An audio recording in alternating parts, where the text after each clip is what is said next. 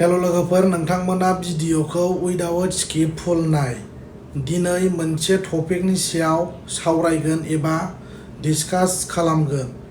दिनै already BTR accord खालामनाया एबा साइन खालामनाया अलरेडी 3 years जालांबाय बाट दिनैसिमबो बावखौनो जौगानाय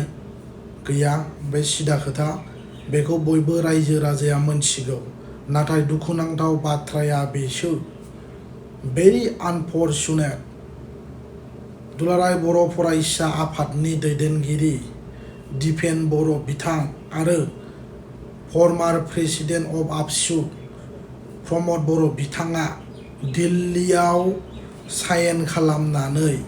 फाइनाल एन्ड कमप्रिहेन्सिभ सल्युसन साइन खालामखांनानै फैनायनि उनाव दिनै बर' हारिनि जि सिमां जि मिजिं दंमोन बे एकर्डनि गेजेरजोंनो गासिबो फुलफिलमेन्ट जाजोब्बाय बर' हारिनि थांनानै थानायनि थामोनथा आरो रैखाथि आरो बर' हारिनि जि राजखान्थियारि अधिकार रांखान्थियारि अधिकार ससिय' इक'नमिक एभ्रिथिं फारफ्रामथिंनिफ्रायबो लानानै साराउन्डिंस We have got lots of power and function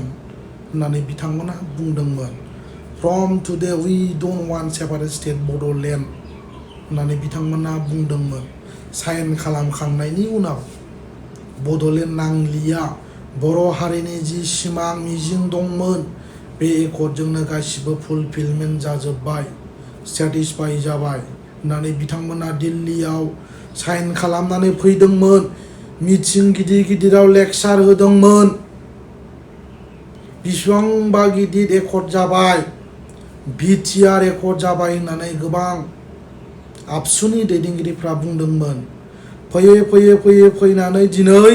जों मा नुनो मोनखो दिनै दुलाराय बर' फरायसा आफादनि जि एक्जिस्टिं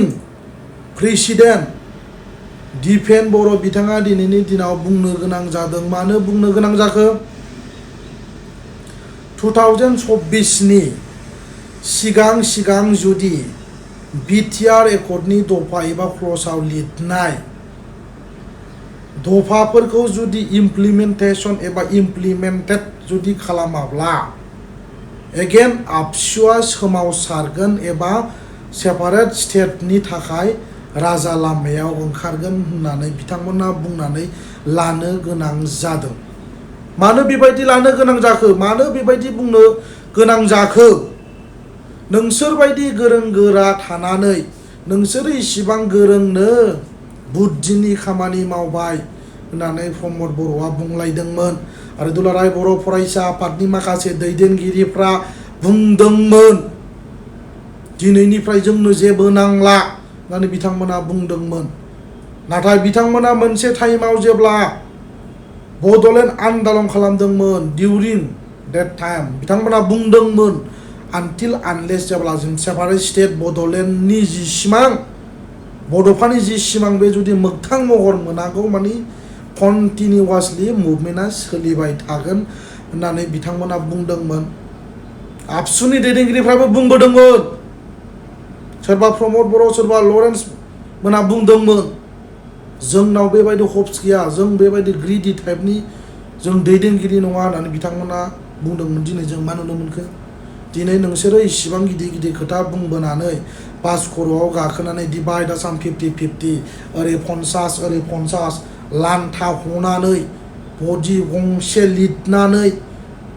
नो बड'लेण्ड नो रेस्ट डिभाइड आसाम 50-50 होननानै स्ल'गान होबोनाया दिनै मा जाखो दुलाराय बर' फरायसा आफादनि दैदेनगिरि दिपेन बर'आ खुद बुंनानै लानो गोनां जाबाय नोंसोरथ' बुंदोंमोन ना रंजादोंमोन अमा बेदर जादोंमोन ओरैबायदि गिदिर जोङो सुक्ति जाबाय पिस एकर्ड जाबाय होननानै बिथांमोना बुंदोंमोन नाथाय दिनैनि दिनाव जास्ट बियो रायजोफोर ओरैनो जास्ट नामल' पिस एकर्ड एबा गोरोबथाल' बावखौनो जेबो कनस्टिटिउसनेलि बिथांमोना इमप्लिमेन्टेड खालामनो हाया बे सिदा खोथा जुदि हायोमोनब्ला सिगाङावनो इमप्लिमेन्टेसन जागौमोन अलरेडि आबसुनि मानसिफ्रा मिन्थिखासिगौ बियो कनस्टिटिउसनलि सेफगार्ड गैया जास्ट एग्रिमेन्ट जास्ट साइनल' होननानै दिनै बिथांमोना बुंनो गोनां जादों जानोबो हागौ बिथांमोना जास्ट माने पलिटिकेल माखासे सार्थनि थाखाय बेफोरबायदि आन्दालन खालामफिननो बुंदोंबो जानो हागौ समाजो बेखौ फोरमायगोन रायजोफोर दिनै आं बेखौ मानो बुंनो गोनां जाखो आं बुंनो गोसो गैयामोन from today we don't want Bodoland separate state होनलायनानै लिरनानै गारबोग्रा मानसिफ्रा दिनै वी आर सेटिस्फाइड होननानै बुंग्रा मानसिफ्रा आसि हमको नहीं चाहिए बड'लेण्ड डिमांड नहीं करेंगे हमारा जो पुराना मांग है ये फुलफिलमेंट हो गया है होननानै बिथांमोना बुंदोंमोन साइन खालामनानै फैदोंमोन दिनै मा जाखो मिस्टार डिफेन बर' व्हाट हेपेन मा जाखो दिनै पिस एकर्ड जाबायनो बिटिआर एग्रिमेन्ट जाबाय गोबां पावार एन्ड फांसन गोबां माने मर फाइनेन्सियेल जाबाय एबा मर एडमिनिस्ट्रेटिभ मर पावारफुल जाबाय होननानै बिथांमोना बुंदों एटसेट्रा नाथाय जों दिनै नुनो मोनबाय गासिबो बेकार गासिबो थगायनाय ओंखायनो रायजोफ्रा बारे बारे बुंबोबाय थाखादों आरो माखासे बर'नि दैदेनगिरिफ्रा माखासे इन्टेलेक्सुयेलफ्रा वेल नन मानसिफ्रा बेफोरनि सोमोन्दै इन्टारप्रिटेसन खालामबोखादों ब्रडलि डिसकास खालामबोखादों आरो रायजो राजाफोरनो फोरमायनानै होबोखादों दिनै फैयै फैयै गमामा जोङो नुनो मोनबाय जि बिटिआर एकर्डनि दफा बेयो इमप्लिमेन्ट जायाखै दिनै जों नुनो मोनबाय आरो गावसोरबो बुंनानै लानो गोनां जाबाय इमप्लिमेन्ट जायाबा बड'लेण्ड मुभमेन्ट खालामो मुभमेन्ट बुस्थुआ इजि नामा गोबां जोंनि बर' फिसाफोरा बे आलादा रायजो बड'लेण्ड सेपारेट स्टेटनि थाखाय बेसेबां जिनाहारि जेसेबां मुंख्लं जालांखो बेखौ नोंथांमोना मोनथिगौना बे मोनसे मुभमेन्ट बुस्थुआ खेलायजाग्रा दोनथ'नानै एबा सिगनेचार खालामखांनायनि उनाव फाइनाल एन्ड कमप्रिहेन्सिभ सलुसन बेफोरबायदि दिस टाइप अफ एकर्ड खालामनानै जि बर'नि सिमांखौ दोनथ'नाय एबा उनाव आन्दालन खालामफिनगोन इमप्लिमेन्टेसन जायाब्ला आन्दालन खालामगोन एबा सोमावसारफिनगोन बेफोरबायदि खोथा बुंनाया जोंनि थाखाय जोंनि बर' आइजो एबा जाय बिर जोहोलावफोर बिथांमोना हारिनि थाखाय मुंख्लं जालांबाय बिथांमोननि थाखाय जोबोद दुखुनांथाव दिस इज भेरि आनफर्चुनेट नोंथांमोना बेबायदि बुंनाया लाजिथाव आरो दुखुनांथाव बिकज मानो होननानै बुङोब्ला मुभमेन्ट बुस्थुआ इजि नङा जुदि नोंथांमोना बे एकर्डनि सायाव जोंनि माखासे गोरों गोरा दैदेनगिरिफोरजों एबा बर'नि जेसेबां इन्टेलेक्सुवेल जायफोर स्मार्ट नलेजेबल जायफोरनाव एक्सपिरियेन्स दं बिथांमोनजों बिनि सायाव गुवारै ब्रडलि डिसकास खालामनानै सावरायलायनानै बे एकर्डखौ जुदि जोङो खालामोब्ला जोंनि बर' हारिनि थाखाय सेटिसफाइ जागोन ना आनसेटिसफाइ ना एक्सेप्टेबोल ना आनएक्सेप्टेबोल बिनि सायाव गुवारै सावरायनांगौमोन नाथाय प्रमद बर' आरो आबसुनि माखासे दैदेनगिरिफ्रा बिनि सायाव जेबो डिसकासन जायाखै आरो बिनि सायाव जेबो इन्टारप्रिटेसन खालामाखै एबा रायजो राजाफोरनो जेबो इलाबरेसन जेबो होआखै स' दिनै जोङो फैयै फैयै जों नुनो मोनबाय दिनै बिटिआर एकर्डनि दफाफ्रा दिनै इमप्लिमेन्टेसन जायाखै एबा इमप्लिमेन्ट जायाखै मानि थाखाय दिनै जायाखै जानांगौमोन अबियासलि दिनैनि दिनाव जोंनि रायजो राजाफ्रा बुंखागोन नोंसोरो जेसेबां गिदिर गिदिर लेक्सार होबोदोंमोन फुरा नर्थ इस्टआव जों बायदि रावबो सियाननि खामानि मावाखै होनलायनानै बुंलायग्रा मानसिफ्रा दिनै आबसुनि खुगानिफ्राय दिनै मानोथो आन्दालन खालामनांगौनि एबा आन्दालन खालामफिनगोन होननानै मानो बुंनो गोनां जाखो नोंसोरथ' अलरेडि दिल्लीयाव लिरनानै गारबोखाबाय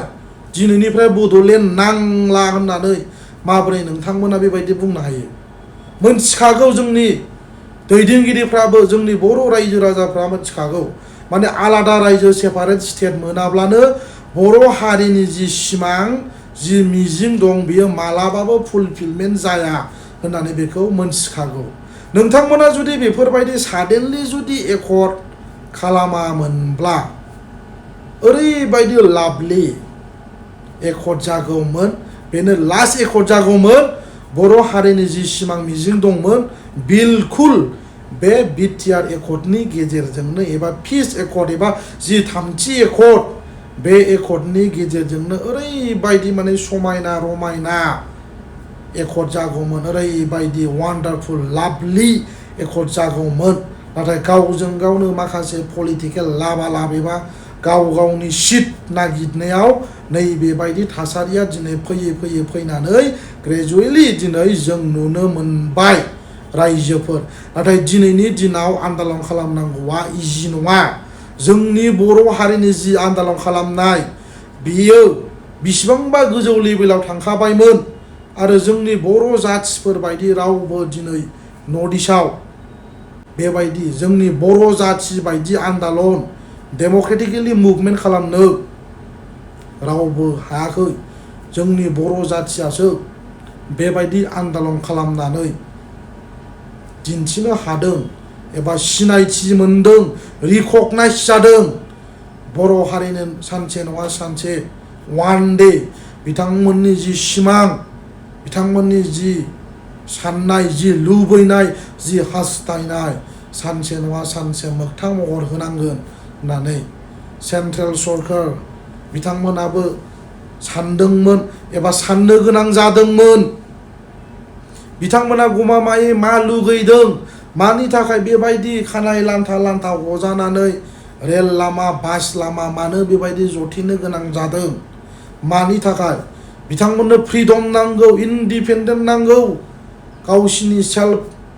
पावार नांगौ, सेल्फ अट'नमि नांगौ होननानै बिथांमोननि सिगाङाव जोंनि रायजो राजाफोरनि खुद्रिसारनाय सावथिं खालामनाय बेफोरबायदिखौ दिन्थिबोनो हादोंमोन। नाथाय दिनैनि दिनाव बर'नि बेफोरबायदि सिमां मिजिं आरो इसिबां गोजौ लेभेलाव थांखानाय जोंनि बर'नि जि आन्दालन खालामनाय बेखौ थेर बेथेर खालामनाया आबसुआनोथ' खालामदोंना। दिनैनि दिनाव आन्दालन खालामफिनगोन, राजा लामायाव ओंखारफिनगोन होननानै बुंनाया जोबोद साननो गोनां बाथ्रा। दिस इज भेरि आनफर्चुनेट, बुहुद डिफिकाल्ट। दिनैनि दिनाव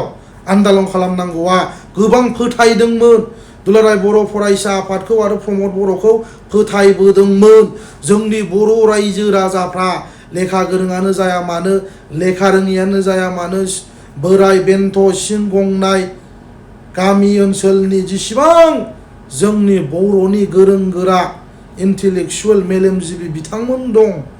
बिथांमोना सापर्ट खालामदोंमोन। गामि गामिनिफ्राय 100-200 फैसा हरदोंमोन। जेखि जाया एनि हाउ जोङो सेपारेट स्टेटखौल' मोनफुंनांगौ आरो जोंनि सिमाङा मोगथां महर मोननांगौ होननानै जोंनि पाब्लिकफ्राबो फुलि सापर्ट खालामदोंमोन। नाथाय दिनै जोङो गासिबो दंस', एभ्रिथिं इज डिस्ट्रय बाय मिस्टार प्रमद बर'। स' ओंखायनो रायजो राजाफ्रा दिनैनि दिनाव कनसियासनेस एबा सांग्रां जानाया, सिनसियार जानाया मोजां। दिनै बिथांमोनहा सानखा अखा मोनथिखा असिखा बेबायदि एकर्ड खालामनानै गावसिनि सिटनि थाखाय, गावसिनि लाभालाभनि थाखाय बेबायदि एकर्ड खालामनानै दिनै बिथांमोना इमप्लिमेन्ट जायाखै, माबा जायाखै। जुदि इमप्लिमेन्ट जायाबा उइथिन 5 years आबसुआ आन्दालन खालामफिनगोन आरो बिफर 2026नि सिगां दफायाव लिरनायफ्रा जुदि इमप्लिमेन्टेड जायाब्ला आबसुआ सोमावसारफिनगोन होननानै बुंदों रायजोफोर। मुभमेन्ट बुस्थुआ इजि नङा, बे सिदा खोथा। मानो होननानै बुङोब्ला सानसे साननैजों गोसोखांब्रबनानै आन्दालन खालामसै होननानै बुंबानो जाया आरो मुभमेन्ट खालामनांगौआ इजि नङा। आरो दिनैनि नैबे मुहुर्तआव आन्दालन खालामनाय बुस्थुआ इजि नङा। रायजोफोर गोसोआव ला, जि मोननांगौ बर'नि सिमां दंमोन बेखौ आबसुआ दंस' खालामदों, सिदा खोथा। 1 नाम्बाराव। 2 नाम्बाराव जेब्ला हाग्रामा महिलारि बिथाङा बिटिसिनि चिफमोन, इन दिस टाइम प्रमद बर'आबो आबसुनि सासे प्रेसिडेन्टमोन। बे टाइमाव प्रमद बर'आ बुंदोंमोन हाग्रामा महिलारिखौ क्राइटेरिया गैया, बड'लेण्ड जाया होननानै। हाग्रामाया मानो बिदि बुंनांगौ होननानै प्रमद बर'आ बुंदोंमोन। बिथाङा हायोबा इनकारेज होनांगौ जोंनि रायजो राजाफोरखौ। सापर्ट खालामनांगौ बाट हाग्रामाया बड'लेण्ड नाङा जाया क्राइटेरिया गैया देयर इज नो criteria for the separate state और स्टेटहुडनि क्राइटेरिया गैया जाथ'वा मोनथ'वा होननानै बुंनायाव प्रमद बर'आ मा बुंदों नोंथांमोनाबो मिन्थिखागौ जोलैनि हांगार बर' जाथिनि जेबो सेन्टिमेन्ट गैया जेबो ब्लाड गैया व्हाटएभार बेफोरबायदि खोथा प्रमद बर'आ बुंदों नाथाय फैयै फैनानै प्रमद बर'आ बिटिआर सुक्ति खालामनानै आरो आबसुआ अल टुगेदारलि बर'नि सिमांखौ दंस' खालामदों फाइनाल एन्ड कमप्रेहेनसिभ सलुसन प्रमद बर' आरो दिपेन बर' रायजो राजाफोरनो फिननाय हो what is peace accord what do you mean by final and comprehensive solution what is BTR accord रायजो राजाफोरनो बेखौ फोरमायनानै हो दिनै सान्ति फैदों होनना बुंदों पिस एन्ड ट्रेनकुइलिटि दिनै बोरो नोंसिनि पिस एन्ड ट्रेनकुइलिटिया मा जाखो जेबो गैया जिर' नाथिंनेस जेबो गैया एम्पटिनेस जेबो गैया जिर' रायजोफोर दिनै फैयै फैनानै प्रमद बर'आ सान्ति सुक्ति खालामखांनायनि उनाव नै दाखालि प्रमद बर'आ बुंदों बड'लेण्ड मोननायनि जेबो क्राइटेरिया गैया बड'लेण्ड जाला मोनला होनना प्रमद बर'आ गावनो बुंनो होननानै लानो गोनां जाबाय आरो दिपेन बर'आबो बुंदों बड'लेण्ड मोननायनि जेबो क्राइटेरिया एन्ड पलिसि गैया आरो खोरोमदाव औवारियाबो बुंदों सेन्ट्रेलाव दा नैबे at presently Bodoland separate state मोननायनि एबा दाफुंनायनि जेबो बिथांखि गैया एबा जेबो गैया एबा क्राइटेरिया गैया एन्ड पलिसि गैया एटसेट्रा लाइक देट बेफोरबायदि खोथाखौ बिथांमोना बुंदों नोंथांमोननि गिदिर खोथा बुंनाया दिनै मा जाखो हाग्रामाया जोलैनि हांगार जाबाय दिनै नोंसोर मा जाखो सनानि हांगार ना जोलैनि हांगार होननानै बुङोब्ला आबसुनि दैदेनगिरिफोर प्रमद बर' बे सिदा खोथा रायजो राजाफोर गोसोआव ला दिनै हाग्रामा महिलारिया बुंखादोंमोन सिगांनो टाइम नांगौ आलादा रायजो सेपारेट स्टेट मोनफुंनो थाखाय जोंनो टाइम नांगौ जाथ'वा मोनथ'वा मोनगोन सम नांगौ होननानै बुंनायाव प्रमद बर'आ रायजो राजाफोरनि सिगाङाव ओरैबायदि माने हाग्रामाखौ बर' जाथिनिफ्राय एरख'नांगौ होखारनांगौ हेन थेन बेफोरबायदि एटसेट्रा खोथा बुंदोंमोन नाथाय बे टाइमाव हाग्रामा महिलारिखौ गाज्रि मोनदों जोंनि बर' रायजो राजाफोर जोंनि बर' माहारियानो बिथांखौ गाज्रि मोनदों बिथाङा सासे स्ट्रं दैदेनगिरि जानानै बिथांनि खुगानिफ्राय माने बेफोरबायदि खोथा ओंखारनांगौ नैबेबायदि गोबां माने डिसकासन सरसा सोलिदोंमोन नाथाय प्रमद बर' आरो दिपेन बर' बिथांमोना दिनै गावसोरनो बुंनानै लानोबो लाबाय क्राइटेरिया गैया बड'लेण्ड मोनला थोबाय बर' हारिनि सिमाङा बे एकर्डजोंनो पिस एकर्डजोंनो which is known as BTR or peace accord रायजोफोर बेजोंनो बर'नि सिमाङा जोब्बाय होननानै बिथांमोना जे हप्स एन्ड एसपिरेसन टटेलि बे फुलफिलमेन्ट जाबाय होननानै बिथांमोना लिरनानै गारबोखादोंमोन नाथाय सोरखौ दाय होनो बिथांमोना रावखौबो दाय होनो हाया प्रमद बर'खौबो जेबो बुंनो हाया सिदा खोथा होमबा रायजो राजाफोरखौ बिथांमोना आन्दलन जासिगोन होननानै खोमायाव खोनाहोदों एसे स्टाडि खालामदो रायजोफ्रा नैबे खर'खौ एसे बाहायदो मेन्टेल एबिलिटिखौ एसे इउज खालामदो मानि थाखाय आन्दलन खालामनो ओंखारबावखो मानो बुंनो गोनां जाबावखो बिदिब्ला पिस एकर्ड एबा बिटिआर एकर्डजों बर'नि सिमाङा जोबनानै थाङाखैमोन नामा रायजोफोर जोबाखै नामा जुदि जोबाखैब्ला दिनैनि दिनाव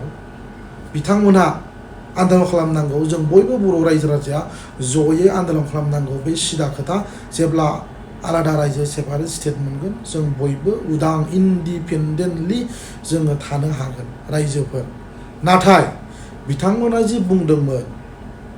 बड'लेण्ड नांला बे एकर्डजोंनो जोबखाबाय मानो थोबाव नै बेफोरबायदि रायजोफोर दिनै बिथांमोना गावसोरनो बुंग्रा बड'लेण्ड नांला होननानै बुंग्रा मानसिफ्रा सेटिसफाइ जाबाय गोजोनबाय बे एकर्डजोंनो दिनै मानोथो आन्दलन खालामनायनि मानो खोथा बुंनो गोनां जाबावखो साननानै नायदो रायजोफोर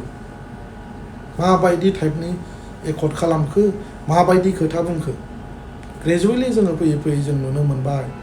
गासिबो गाव गावनि पलिटिकेल लाबालाब एबा केरियारनि थाखाय खामानि मावबोदों प्रमद बर'आ कि सासे मोजां दैदेनगिरि ना सानदोंमोन फोथायदोंमोन रायजोफ्रा बिलिभ खालामदोंमोन नाथाय फैयै जों नुनो मोनबाय आनबिलिभेबल गासिबो खोथाया आनएक्सपेक्टेड जेरैबायदि पाब्लिकफ्रा एक्सपेक्ट खालामदोंमोन गासिबो माने बेकार जि सिमां सुजुनाय गासिबो बेकार एभ्रिथिं इज फेक आनबिलिभेबल आननेसेसारि खोथा बुंबोनानै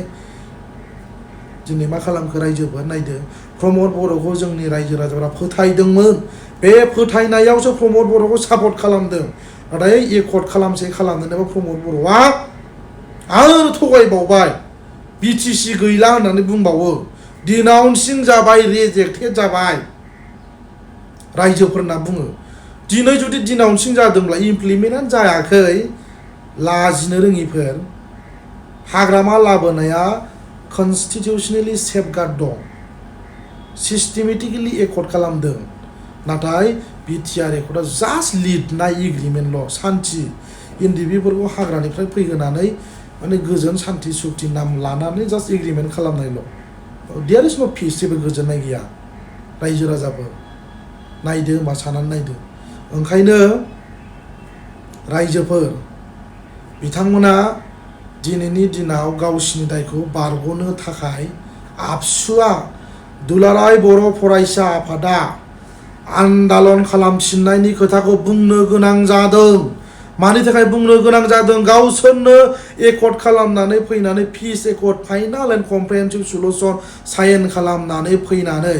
गावसोरनो साइन खालामग्रा सागानगिरि दिनै गावसिनि दायखौ बारग'नो थाखाय बिथांमोना बेफोरबायदि खोथाखौ बुंनो गोनां जादों जुदि इमप्लिमेन्ट जाजोबमाराब्ला गाबोननो राजा लामायाव ओंखारगोन बिसोरो 100 जन 200 जन 300 जन मानसि लानानै राजा लामायाव बिसोरो जोंनो बड'लेण्ड नांफिनसिगौ जोंखौ थगायबाय सेन्ट्रेल सरकार स्टेट सरकारा जोंखौ थगायबाय होननानै गाबोन राजा लामायाव ओंखारगोन एगेन नोंथांमोनहा मानि थाखाय आलादा रायजो सेपारेट स्टेट मानि थाखाय मुभमेन्ट खालामनो गोनां जाबावखो होननानै कुइसन ओंखारगोन कुइसन मार्क बाव जोबनो गैयि कुइसन ओंखारगोन रायजोफोर बड'लेण्ड नांला होनना बुंग्राफ्राबो आबसुआनो